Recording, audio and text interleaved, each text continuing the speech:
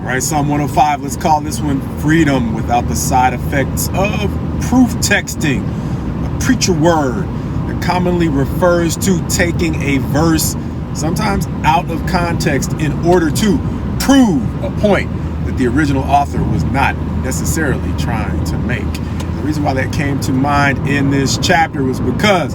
in this psalm that roughly breaks down as a description of God's guidance of Israel out of Egyptian captivity, it's going to roughly start out with talking about the way he chose Israel in a lot of ways as an act of kindness. But his kindness to Israel, of course,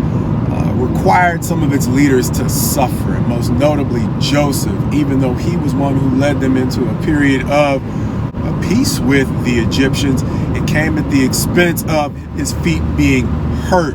by the captivity that eventually led him to being second in command of Egypt. But of course, things didn't stay great between Israel and Egypt, even though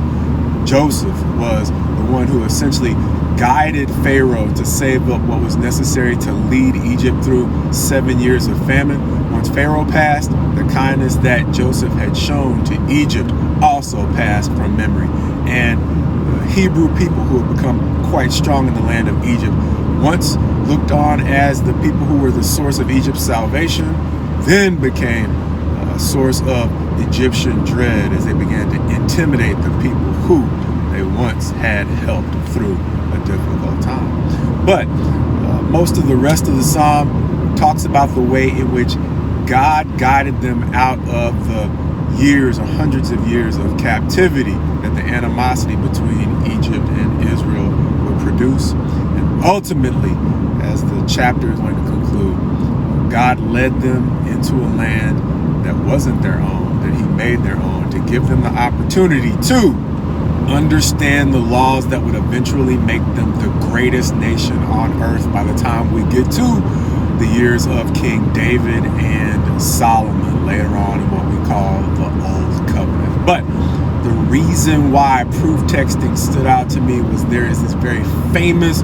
verse in this chapter that says, "Touch not God's anointed," describing the way in which he protected them as a group of people who had previously been oppressed, who had not yet gotten the opportunity to establish themselves as a nation. As they were traveling to their quote-unquote promised land, weak and vulnerable, there were a lot of established nations that were tempted to try to cut them off before they became strong. And in that context, God protected them with the kind of principle that this psalmist describes as "touch not my anointed." But even to this day, for preachers, that is a phrase that can be invoked to say, "Don't mess with me."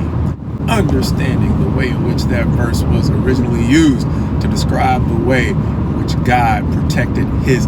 vulnerable anointed is probably a stretch for those of us who are actually in positions of power to use it as insurance against criticism, which is the way that unfortunately it is too often proof texted today. And so, as the old saying goes, power corrupts, but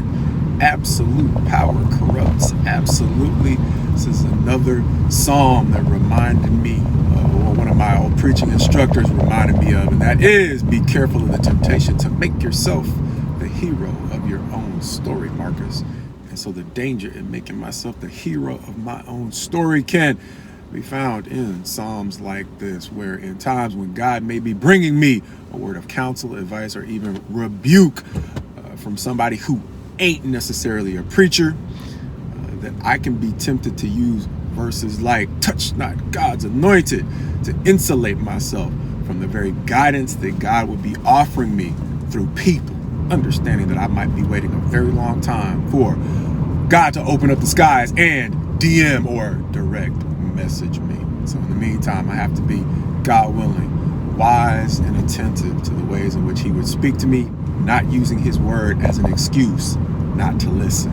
falling into the temptation to do too much with my freedom to speak a word on his behalf.